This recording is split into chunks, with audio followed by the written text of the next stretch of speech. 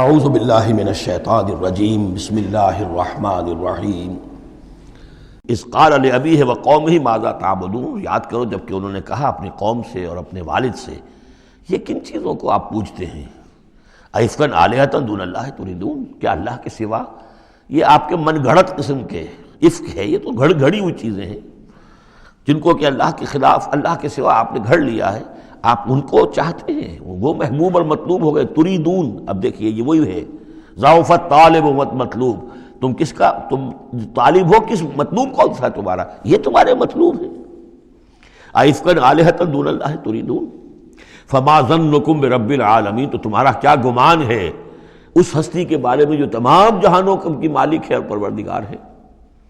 فنظر نظرۃ فی النجوم، پھر انہوں نے ذرا ایک نگاہ ڈالی ستاروں میں، گویا کہ یہ تاثر دیا کہ یہ ستارہ شناسی کے ذریعے سے کچھ معلوم کرنا چاہ رہے ہیں، اور پھر کہا فقال انی سقیم، میں تو بیمار ہوں یا بیمار ہونے والا ہوں، میری طبیعت کچھ ٹھیک نہیں ہے، یا یہ کہ مجھے اندیشہ ہے کہ مجھے کوئی بیماری آنے والی ہے۔ اصل میں وہی جیسا کہ میں پہلے عرض کر چکا ہوں، یہ مضمون آ چکا ہے 2 مرتبہ پہلے قرآن میں، کہ بت پرستی بھی تھی وہاں اور ستارہ پرستی بھی تھی، اور کوئی ایسا ان کا سالانہ کوئی ستارہ پرستی کا جشن تھا، جیسے جنم اشٹمی کا میلہ ہوتا ہے ہندوؤں میں، کہ سب کے سب شہر سے باہر نکل کر کسی ستارے کی پرستش کیا کرتے تھے۔ تو جب وہ دن آیا ان کا تو سب کے سب چلے گئے۔ حضرت ابراہیم نے کہا میری طبیعت ٹھیک نہیں ہے، میں آپ لوگوں کے ساتھ نہیں جا سکتا، اور پیچھے رک گئے۔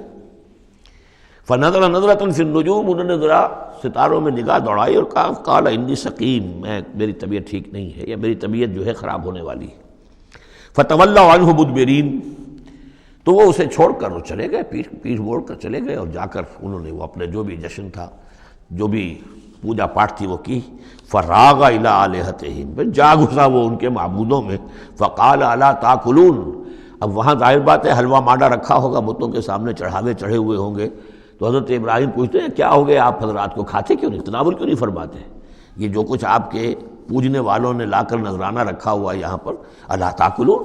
کھاتے کیوں نہیں کھاتے آپ؟ فراغ علیہم ضربا بالیمین ما لکم لا تنطقون، اور کیا بات ہے، بات بھی نہیں کرتے، جواب بھی نہیں دیتے۔ فراغ علیہم ضربا، پھر ایک ضرب کے ساتھ پل پڑا ان پر، ایک ضرب کے ساتھ اپنے داہنے ہاتھ سے پوری قوت سے۔ فاقبلوا الیہ یزفون، باقی تفاصیل کو قرآن درمیان میں چھوڑ جاتا ہے، اب وہ سب کے سب چورا ہو گئے، ایک کو چھوڑ دیا صرف جو سب سے بڑا تھا۔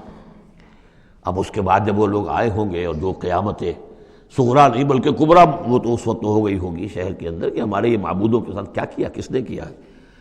فاقبلوا الیہ یزفون، تو گھبراتے ہوئے دوڑے ہوئے ان کی طرف آئے۔ قال تعبدون ما تنحتون، اب انہوں نے پھر اب ان کے ساتھ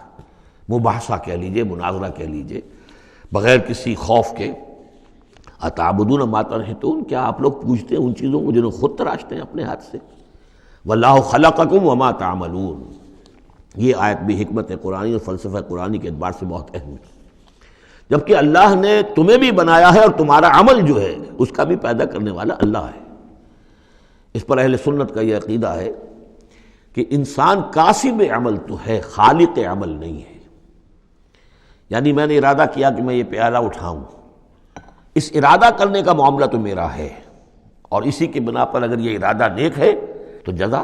اور غلط ہے تو سزا۔ باقی یہ اٹھا سکنا اس کا، یہ میرے بس کا روگ نہیں ہے جب تک کہ اذن رب نہ ہو، اس لیے کہ نہ معلوم کتنی فورسز آف نیچر ہیں جو اس میں انوالوڈ ہیں، کتنا پریشر ہوا کا اس کے اوپر ہے، پھر یہ کہ میرا اپنا جسمانی نظام جو ہے، کہ میرے دماغ کا فیصلہ میرے ہاتھوں تک کنوے کرنے والے جو وہ الیکٹرک وائر ہیں اندر، وہ وائرنگ میں کوئی گڑبڑ ہو جائے کہیں، لیکن یہ ساری چیزیں جو ہوتی ہیں تو اعمال کا خالق اللہ ہے، کاسب انسان ہے۔ واللہ خلقکم وما تعملون، یہاں خاص طور پر یہ اس لیے کہا جا رہا ہے کہ تم نے تراشے ہیں نا یہ، تو تم جو کچھ کرتے ہو اپنے ہاتھوں سے، تمہارے جو اعمال ہوتے ہیں ان کا خالق بھی اللہ ہے۔ قالوا ابنوا له بنیانا فالقوه فی الجحیم، انہوں نے کہا اس کے لیے ذرا ایک بڑا الاؤ بناؤ، بڑی عمارت تعمیر کرو، اور پھر اس کو ایک جہنم کے اندر جھونک دو، آگ کے اندر ڈال دو۔ فارادوا به کیدا فجعلناهم الاسفلین، تو انہوں نے اس کے ساتھ اس پر ایک داؤ آزمایا تھا، لیکن ہم نے انہی کو کر دیا نیچے، یعنی وہ شکست خوردہ۔ یہ میں اس کی وضاحت کر چکا ہوں پہلے کہ داؤ کون سا تھا۔ یہ داؤ یہ تھا کہ انہیں توقع یہ تھی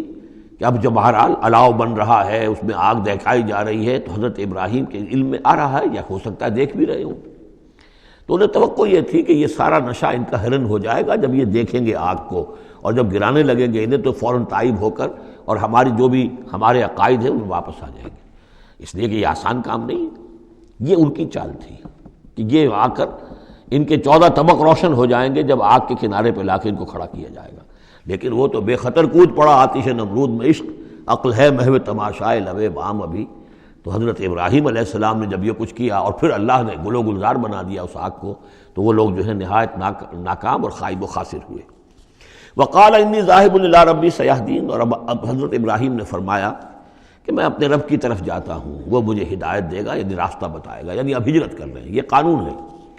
جب کسی نبی اور رسول کے قتل پر آمادہ ہو، ظاہر بات ہے کہ آمادگی سے کیا آگے بڑھ کر، انہوں تو آمادگی سے بھی آگے نکل گئے ہیں، اپنی طرف سے تو ڈال ہی دیا نا آگ میں، اللہ نے بچا لیا، اور بات ہے۔ جیسے کہ یہودیوں نے حضرت مسیح کو تو اپنے طور پر تو سولی پر چڑھا دیا، اللہ نے جو کیا وہ علیحدہ بات ہے، اللہ نے معجزے کے طور پر ان کو آسمان پر اٹھا لیا۔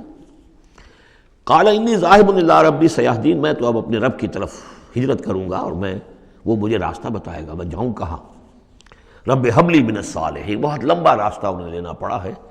اس لیے کہ یہ عراق اور شام اور فلسطین کے درمیان بہت بڑا صحرا ہے، درمیان میں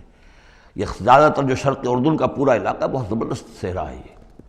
تو ادھر سے کوئی جا ہی نہیں سکتا تھا، وہ تو وہی جو دریا کے ساتھ ساتھ جو ہے فرات کے ساتھ ساتھ ہوتے ہوئے اوپر گئے ہیں، ہاران کا علاقہ ہوتا تھا، شمالی شام کا علاقہ، پھر وہاں سے پھر نیچے اترے ہیں اور فلسطین کے علاقے میں پہنچے، بہت لمبا سفر کرنا پڑا۔ وقال انی ذاہب الی ربی سیہدین، صدق اللہ العظیم۔